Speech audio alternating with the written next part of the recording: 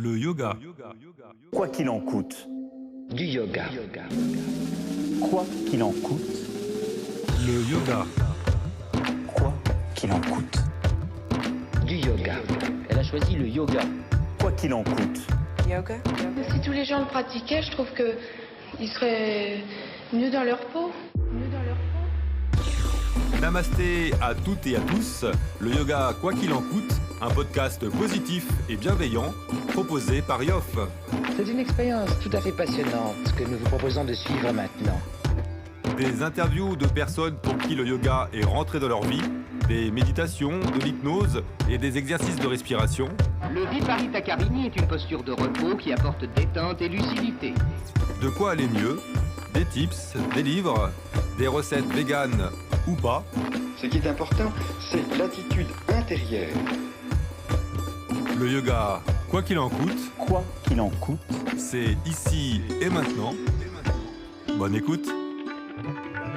Le yoga, snobisme, curiosité. Bonjour à toutes et à tous pour un nouvel épisode du yoga quoi qu'il en coûte avec Céline. Et peut-être que pour ceux qui ont écouté son épisode, vous vous souvenez qu'elle nous avait parlé d'un projet immobilier, c'est pas le bon terme, mais d'un lieu, les Buis. Et on avait dit que ce serait intéressant de la suivre dans son expérience, dans son parcours, de comment on a l'idée de monter un lieu, comment on peut l'aménager, et puis surtout, alors là c'est dans quelques mois, mais l'ouverture et puis l'activité du quotidien. Céline, bonjour.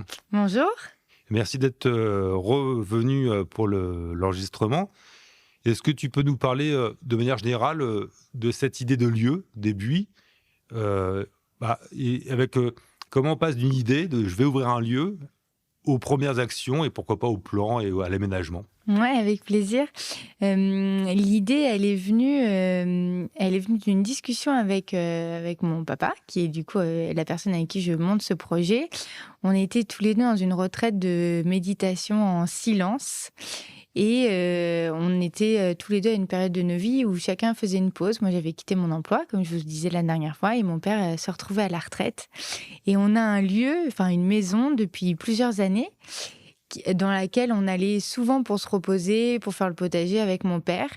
Et à ce moment-là, on s'est dit, nous aussi, on a un lieu dans lequel les personnes pourraient se ressourcer comme nous, on se ressource régulièrement le week-end pour y aller.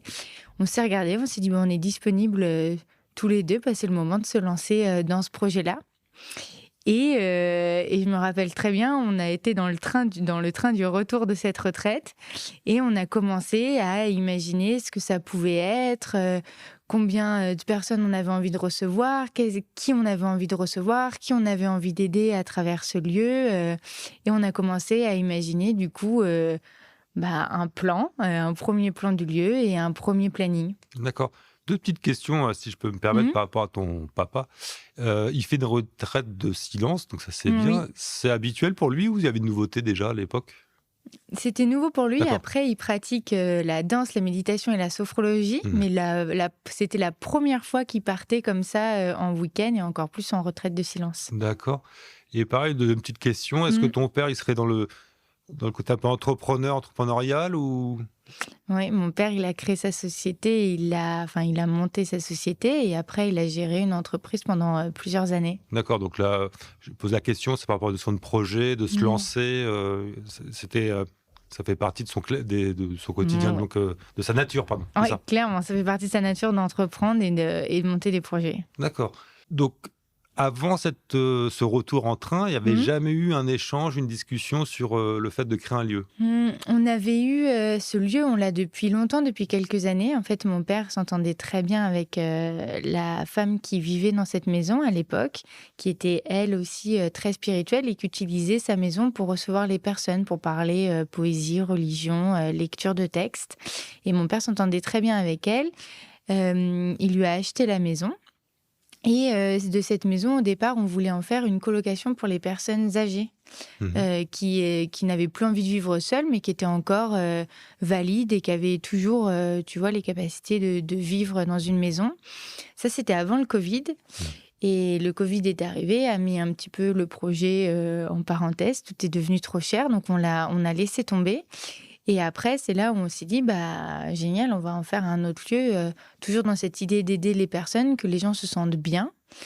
Et on a imaginé du coup ce lieu pour recevoir les personnes, pour faire des retraites de yoga, de méditation, enfin surtout un lieu de ressourcement pour que chacun puisse se déposer. Ok, alors au plus simple, ça se passe où les Buis? C'est quelle ville, quelle région? Alors les Buis, c'est un lieu qui est à Sèvres-en-Saumon, dans la Vienne, à 15 minutes de Poitiers. Ok. Hyper facile d'accès de Paris, c'est 1h20 de TGV de la gare Montparnasse et après on vient vous chercher, c'est 15 minutes en voiture pour venir dans le lieu. D'accord. Tu avais des attaches dans ce coin, a priori? Moi j'ai grandi dans le village dans lequel on crée le lieu. On est arrivé avec ma famille en 99, moi j'ai fait une partie de ma scolarité primaire et après tout ce qui est collège, lycée là-bas. D'accord. Et juste pour comprendre, la dame, tu dis qu'elle faisait des soirées échanges, philosophie. C'était sous quelle forme, quoi? C'était des amis ou elle je sais pas, recevait des gens inconnus, entre guillemets, quoi? C'était des proches, des personnes du village et des personnes qu'elle connaissait. Et du coup, voilà, elle partageait quelques enseignements. Elle était très croyante, donc elle partageait aussi des textes, mais c'était plus un hobby ou un moment de partage pour elle. Voilà, c'est quelqu'un qui a beaucoup œuvré pour la commune et du coup, elle avait cet aspect un peu spirituel. D'accord. Comprendre comment elle le proposait. Est-ce que c'était le mardi soir à 20h ou c'était... Ça, je ne saurais plus dire. Je pense que papa, il pourrait le dire. D'accord. Ok, Moi, j'ai oublié cette partie-là. Non, c'est intéressant, des gens qui font travailler les cerveaux des autres personnes et c'est toujours intéressant de confronter, discuter et ça manque de le faire dans la vraie vie. Donc, cette maison, elle existe. Il y avait déjà un premier projet. Et qu'est-ce qui fait finalement que vous dites ça, on y va? Alors, j'ai bien compris qu'il y avait le Covid, mais on aurait pu se dire, tiens, on reprend après le Covid, on reste sur le projet initial des personnes âgées. Mais qu'est-ce qui fait que la dynamique était plus pertinente là-dessus que sur le projet initial? Il y a 2 raisons. La première raison, c'est que reprendre le projet autour de la colocation des personnes âgées, financièrement, c'était plus viable. Tout avait augmenté et on n'aurait pas pu suivre. À quel niveau? Au niveau des prix des matériaux, des constructions, parce qu'on avait une maison, mais la maison tout était à refaire à l'intérieur. Du coup, l'ampleur des travaux pour créer des petits appartements avec salle de bain pour que chaque personne âgée se sente bien chez soi, ça nous aurait coûté beaucoup trop cher. Enfin, en tout cas, le projet était plus viable financièrement pour nous. Et après, la deuxième chose, c'est que moi, au moment où on parlait de ce projet de créer un lieu de retraite, eh bien, moi, j'avais dans cette idée de me reconvertir en tant que professeur de yoga, en tant que coach et hypnothérapeute. Et du coup, j'ai dit à papa, c'est l'idéal. Ça me permet aussi, moi, de gérer ce lieu, de le créer et de pouvoir avoir l'utile et l'agréable, c'est-à-dire créer ce lieu, l'imaginer, mais en même temps proposer, moi, des retraites et faire venir des gens qui sont dans le bien-être. Une certaine synchronicité. Oui, exactement. D'accord. C'est important. C'est important au quotidien d'être vigilant à ça et quand ça tombe au bon moment, j'ai eu le cas à titre perso et professionnellement la semaine dernière et ça peut rassurer sur certains sujets. Bref, donc une idée, 2 cerveaux et comment on passe de l'idée sur les premiers pas. Alors moi je vais dire les plans, je sais pas, la voirie, l'aménagement, peut-être que je suis déjà trop loin, mais c'est quoi les premières étapes? Donc j'ai compris qu'il y a un papa, a priori, un peu entrepreneur, donc j'imagine que tout ce qui est business plan, du moins financement, mais c'est quoi les premiers calculs, les premiers tableaux, les premiers avancements de ce projet? Vraiment, la toute première partie du projet, ça a été cette réunion de travail qu'on a fait dans le train avec mon père, où on s'est dit, OK, qu'est-ce qu'on a envie d'en faire et qui on a envie d'aider? Tu as utilisé le terme réunion de travail. Ah, c'était une réunion de travail. D'accord, ok, donc ça rigolait pas, c'est brainstorming et... Okay. On s'est posé dans le train, on a pris nos cahiers, nos crayons et on s'est mis à travailler. Et voilà, donc ça a été qui on a envie d'aider et qu'est-ce qu'on a envie de faire. Ça, c'était la première chose. Après, on s'est dit, on s'est donné un peu nos objectifs à nous perso. Lui, qu'est-ce qu'il avait envie de faire dans ce lieu? Qu'est-ce qui l'intéressait dans ce lieu? Moi, qu'est-ce qui m'intéressait? Et après, c'est aussi là qu'est intervenue Patrice, qui est la 3e personne qui travaille avec nous sur le projet, qui est un ami de la famille, et notamment un ami de papa, avec qui il s'entend très bien, avec qui il avait envie de monter ce projet et qui a beaucoup d'idées, notamment sur l'aménagement, ce type de choses. Et du coup, voilà, on a commencé à imaginer ce qu'on avait envie de faire, à imaginer un peu ce qu'on appelle en marketing le pourquoi, nos valeurs, nos missions autour du projet. Ce que chacun savait faire. Lui, mon père, il est entrepreneur, mais il a géré pendant des années des gros chantiers. Il travaillait sur des structures métalliques qui étaient les fondations des bâtiments. Donc, il sait gérer toutes ces parties-là. Donc, c'était clairement lui qui allait gérer plus cette partie, les fondements, ouais. Fondation, chantier, ce type de choses. Et moi, mon travail et mes études, c'est du marketing, c'est de la com, c'est de la gestion et du développement de projets, c'est des partenariats. Donc, on s'est mis d'accord là-dessus. Et après, mon père, je le vois très bien. Et le troisième Et le troisième, Patrice, lui, il va travailler vraiment en binôme avec papa sur toute la partie chantier, aménagement, travail dans la maison, d'entretien, ce type de choses. Patrice, c'est quelqu'un de fantastique qui a beaucoup d'idées, qui est très créatif et surtout, il a de l'or dans les mains. Donc, c'est assez fou tout ce qu'il peut faire. Ouais, grand bricoleur, grand bricoleur. Et qui est d'une gentillesse folle. Donc, il a aussi tout de suite adhéré à cette nouvelle idée de projet, à dire on va pouvoir aider plus de monde et surtout ramener plus de monde ici. Cet ami, pour comprendre, par rapport au côté spirituel, yoga, ça ne lui faisait pas peur Non, il découvre, et surtout ce qui l'a vraiment convaincu et là où il a adhéré au projet, c'est cette idée de on va pouvoir regrouper plus de monde, on va donner accès au bien-être à plus de monde que ce qu'on avait pu imaginer dans cette idée de colocation. D'accord. Et donc voilà, et donc papa, il a commencé à faire les plans dans le train, en disant voilà, la maison elle est comme ça, on pourrait imaginer ça. Et moi là, j'ai apporté ma connaissance sur les studios de yoga, sur ce qu'il y a dans une retraite, et voilà, on a commencé à écrire une première ébauche de plan.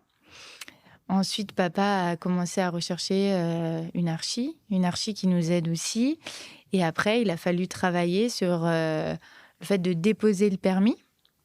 Alors, juste revenir un petit peu, parce que donc on va revenir sur le côté très pratique d'un chantier. Par exemple, comment on trouve un architecte qu'on peut imaginer, mais voilà, des gens de confiance à qui on peut bâtir, parce que c'est un projet important, mais il y a un côté un peu familial, donc c'est pas...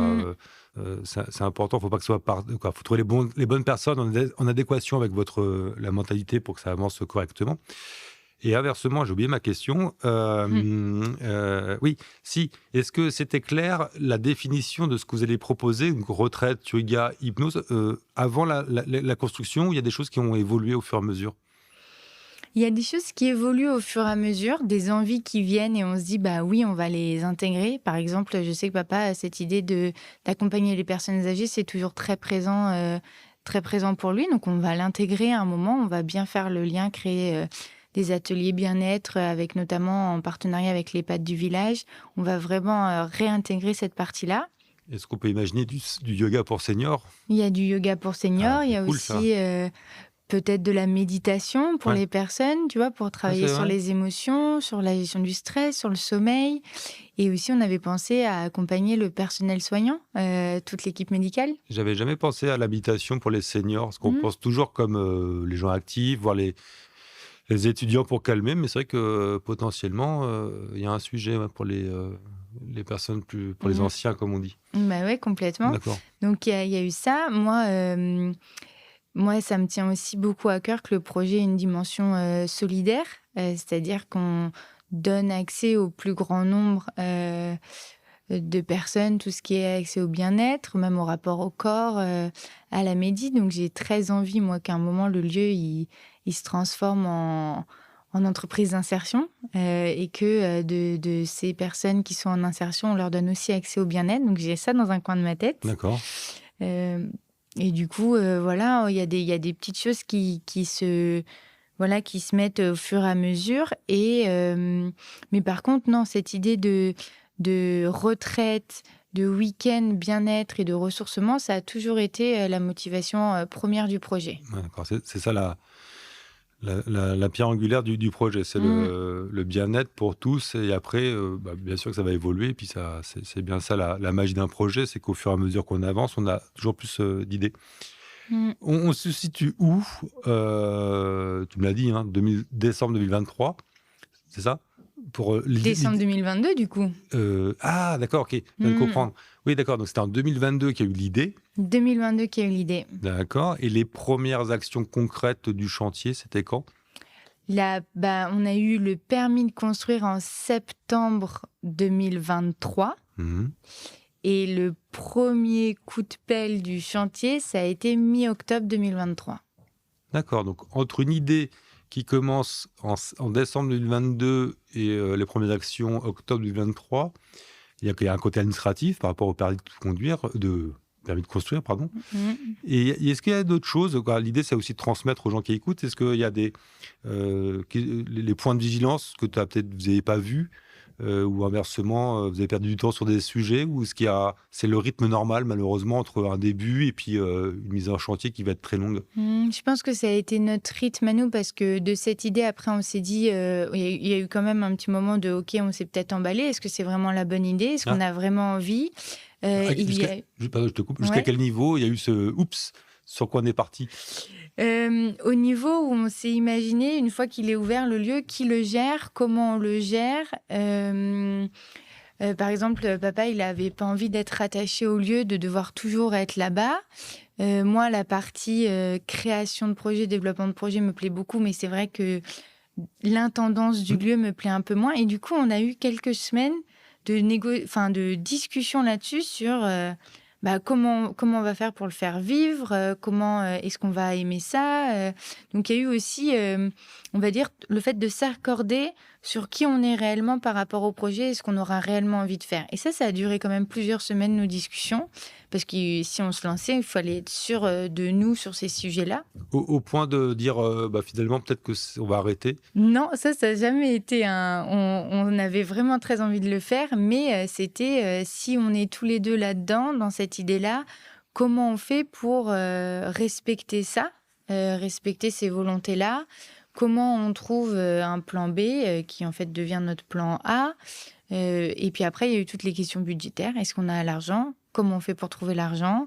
On a en effet travaillé sur un business model, sur un plan de financement, sur 3 ans, sur 5 ans. Il a fallu convaincre les banques. Il a fallu se repositionner plusieurs fois.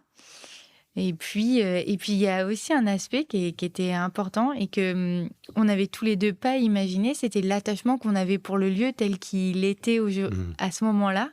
C'était un lieu où nous, on va souvent pour se ressourcer. On va méditer au fond du jardin, là, derrière un arbre qu'on adore. Il y avait aussi le souvenir de cette femme qui était là. Et du coup, on a voulu garder l'essence du lieu. Et ça a pris un petit peu de temps d'être certaine et certain de trouver le bon projet qui la respecte, elle, dans ce qu'elle avait mis avant dans cette maison et dans ce lieu. D'accord. Ça, c'est important. Et ça par rapport à une question que j'ai en tête, tu parles beaucoup de solidarité, de bien-être pour les seniors. C'est un lieu qui quand même a une vocation commerciale ou comment tu parles de business plan sur 2-3 ans, il y a une offre commerciale et vous devez vous rembourser, quoi. Genre c'est une entreprise classique, oui, orientée sur là. Et donc ça, vous avez sur quels sont vos futurs clients, si je mets un peu plus l'accent là-dessus? Alors on a 2 types de clients. On va avoir les entreprises qui souhaitent créer des séminaires ou du team building bien-être, c'est-à-dire qu'au-delà de travailler collectivement, nous, on va apporter une offre clé en main où on va organiser le séminaire ou le team building avec eux, mais on va y intégrer une dimension bien-être, c'est-à-dire du yoga le matin, peut-être de la méditation le soir, peut-être même du coaching, ce type de choses. Et l'idée, c'est d'accueillir ces personnes-là dans cette offre bien-être. Et après, on a toutes les personnes qui sont des professionnels du bien-être, donc professeurs de yoga, de danse, sophrologues, hypnothérapeutes, des personnes qui travaillent avec les huiles essentielles, des personnes qui travaillent sur des massages, qui, eux, viennent utiliser le lieu pour créer des week-ends, des séjours ou même des journées autour de leur thématique. D'accord. Donc oui, il y avait c'est un vrai projet avec une cible, un côté commercial et puis le côté chantier. Aujourd'hui, on en est où par rapport aux travaux et tout ça? Et bien aujourd'hui, on est pile poil dans les temps au niveau des travaux. On a rénové du coup toute la maison. L'ouverture est prévue quand ? Le 29 juin, le Ouh, ça week-end du approche. 29 juin. Oui, ça approche. Il reste 15 semaines. Ouais, Et oui, ça approche, mais on est vraiment dans les temps au niveau des travaux. Donc, on avait une maison qu'on a gardée. On a tout rénové à l'intérieur. Donc, ça, c'est fini. Ce chantier-là, il est quasiment fini. On a étendu la maison d'un peu plus de 100 mètres carrés pour créer la salle de pratique. D'accord. Et maintenant, là, cette semaine, on va commencer à monter les murs de la salle de pratique. Aujourd'hui, c'est juste 100 mètres carrés de béton. Et à la fin du mois de mars, on reçoit les 5 tiny houses qu'on ajoute au terrain, qui seront les endroits où les personnes pourront dormir. Donc, c'est 5 maisons. Alors, pareil, Ouais, dis-moi. non, par rapport à cette conception, donc tu parles de tiny house. Donc pour ceux qui ne savent pas de quoi on parle, c'est des petites maisons qui, alors je maîtrise pas, que je vois ce que c'est, mais ça va être quoi, cette 2-3 mètres de hauteur, 2 mètres de large, C'est 20 mètres carrés. On a pris des maisons de 20 mètres carrés. 20 mètres carrés. C'est quoi la hauteur sous plafond? Parce que Bah, je crois que c'est 3 mètres. d'accord, parce qu'avec mon 1m92, je suis toujours, un jour, il faut que j'aille faire une tentative là-dedans, mais j'ai l'impression d'être coincé. Maintenant, tu sais où tu peux les trouver, Ouais, les tiny exactement, houses. ouais. Ouais, mais c'est parce qu'en plus, bref, c'est quelque chose qui cartonne depuis le confinement. Et puis surtout, il y a des émissions de télé où on montrait comment les construire et où les rénover. Donc ça, je veux savoir, c'est venu après coup ou d'entrée de jeu, tu savais que tu allais faire ce type de logement Non, on savait qu'on allait faire ce type de logement parce qu'on ne voulait pas. La maison, elle est entourée d'arbres. Mhm. On ne voulait pas abattre des arbres. Et du coup, le seul moyen d'avoir assez de logements pour recevoir des personnes était d'intégrer des petites maisons entre les arbres au bout du jardin. Et des cabanes dans les arbres, c'était pas faisable? Non, pas avec les arbres qu'on a. D'accord. Mais on y avait pensé aussi. Non, mais on en rêve tous d'une nuit dans les cimes. Bah, moi, ce que je te propose, c'est qu'on s'arrête là parce que par rapport de l'idée au début des travaux, on a vu que ça prenait du temps, que des fois, il ne fallait pas avoir peur de se remettre en question et de dire est-ce qu'on y va vraiment?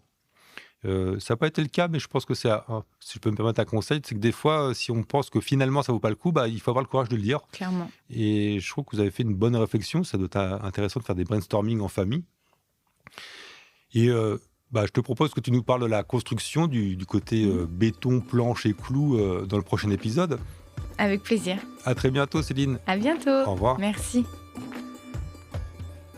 Et voilà, le yoga, quoi qu'il en coûte, c'est terminé. J'espère que cet épisode vous a plu. Vous pouvez nous laisser un commentaire ou un avis sur Apple Podcast ou Google Podcast. Ça nous fera plaisir. À très bientôt.